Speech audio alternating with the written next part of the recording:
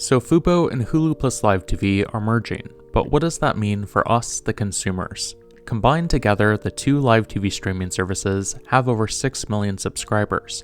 And by joining forces, they will be able to further compete with the likes of YouTube TV, as well as more traditional TV services like Spectrum and Xfinity. Now that the dust has settled on this news, I want to explore everything we know so far about what has been the biggest development in the world of streaming television, at least so far in 2025. This video is going to cover 6 key things to know. So first up, you should know that this merger hasn't actually happened yet. I've seen some tweets from people phrasing it as if this merger is a done deal, or even like they have already merged. But like any major corporate merger, this deal will take time, and it requires approval from regulatory agencies in the federal government. Factor in the changes to the executive branch this year, which includes the agencies that will approve this deal, and there's a lot of moving pieces to a rather complicated puzzle. According to information that was provided to investors, this deal is expected to close within 12 to 18 months. So in short, if you're subscribed to either Fubo or Hulu Plus Live TV, don't expect major changes in the short term. But once these companies do merge, what will that look like? So Hulu Plus Live TV and Fubo will be spun off and combined into a new company, which is tentatively called NewCo. Disney, which owns Hulu, will own 70% of this new company, and Fubo will own 30%. Fubo's current leadership will manage the new company. So that brings me to the second thing that you should know. According to the two companies, they plan to still offer both Fubo and Hulu Plus Live TV as separate products, at least for now. So on the surface, it might not appear that much is really changing, but there are some major implications that could affect the sports lineup, pricing, and other details for Fubo, which could give you both more flexibility and sports channels. But while Disney claims they plan to keep Hulu Plus Live TV going, their CEO Bob Iger has given signs that it isn't a priority for their company. And when they allowed Disney Bundle subscribers to access Hulu content through the Disney Plus app last year, the live channels weren't included. If I had to wager a guess, I would say Disney will eventually fully merge standard Hulu and ESPN Plus into the Disney Plus app, then get rid of Hulu Live TV and focus its sports streaming efforts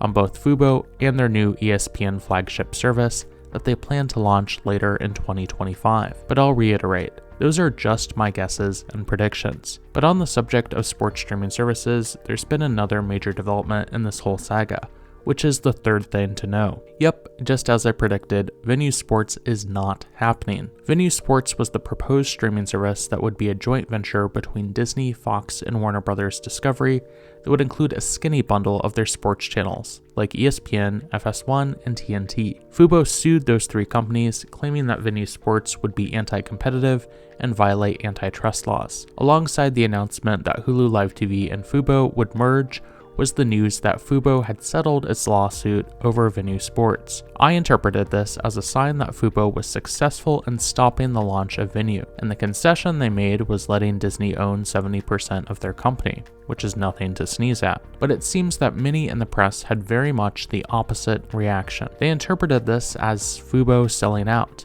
and that this was actually a good sign for the launch of Venu Sports. After seeing this reaction in the press, I kind of felt like I was going crazy. I didn't get what would be in it for Disney to own what would essentially be two competing products, Fubo and Venu Sports. Add to that the possibility of DirecTV and Dish carrying on the legal battles that Fubo had started, and it just didn't add up. Well, the Friday after the news broke that Hulu Live TV and Fubo would be merging, we got the news that Venu Sports was officially a goner. So it appears that my hunches were correct. Thank you very much. So on to the fourth thing to know, and that is that Fubo will begin offering new plans that only include sports channels. Here's the thing. Since its launch in 2015, Fubo has always marketed itself as a streaming service for sports, but their lineup includes a bunch of the same entertainment and news networks that you'd get with other live TV services. Their pricing isn't any different either. A big reason for this is bundling,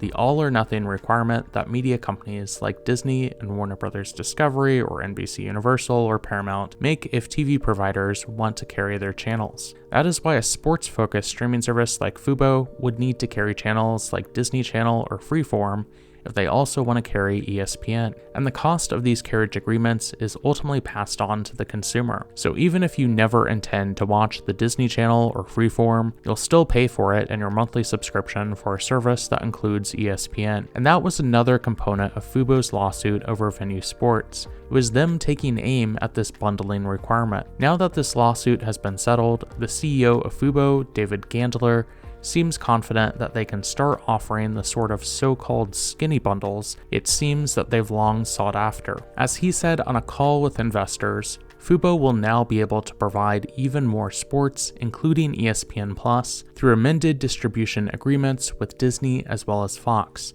And crucially, Fubo has the potential to create skinnier sports, news, and entertainment bundles according to consumer needs. So far, there is just one skinny bundle that's been announced, an offering through Fubo that includes the sports channels owned by Disney. We still don't know a lot about this just yet, but according to Sportico, Gandler is meeting with staffers to develop this and will provide more details as soon as possible. And it's also interesting that Gandler name-dropped Fox in the investor call, so perhaps their channels could be included in this too. So here's the key thing to know. If you're hoping to just get the sports channels and not have to pay for all the extra channels you may or may not watch, things are looking positive. Now, Fubo still has to negotiate deals with all of the companies besides Disney, but they'll at least have more leverage now that Mickey is involved. These sports bundles could very well launch long before the merger deal closes between Fubo and Hulu Live TV, thus making this the most immediate change from these new developments. But what about all those channels from Warner Bros. Discovery like TNT and TBS? That brings me to my next thing to know. There's some good signs that the channels from Warner Bros. Discovery might be returning to Fubo. In 2020, Fubo lost TNT, TBS, and truTV, a significant blow to fans hoping to see the basketball and baseball programming from those networks. But in 2024, Fubo lost the other networks owned by Warner Bros. Discovery,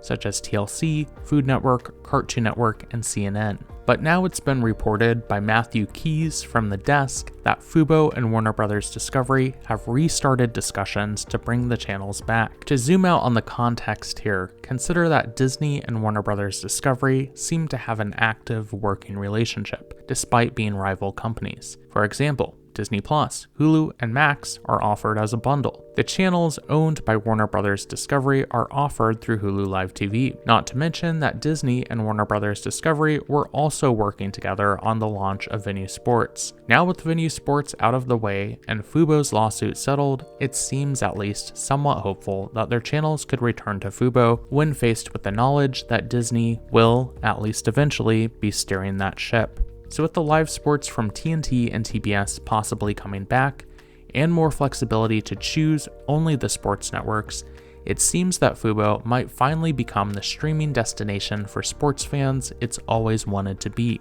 But wait a minute, new challengers are approaching. The last thing to know is that in the past few weeks, both DirecTV and Xfinity have launched their own streaming plans that are focused specifically on sports channels, and both are cheaper than Fubo at $70 a month. DirecTV's plan is known as MySports, and Xfinity's plan is known as Xfinity Sports and News TV. Despite a lower price point, they have a slimmer selection than Fubo when it comes to sports channels. Neither has much in the way of regional sports networks, such as FanDuel Sports Network or Altitude Sports like Fubo does. Also consider that Xfinity's plan is only available as a bundle with their internet plans, at least to get it at the $70 price point, and DirecTV's plan is still in beta with local networks from CBS missing. When it's all said and done, I still think Fubo is a stronger competitor here.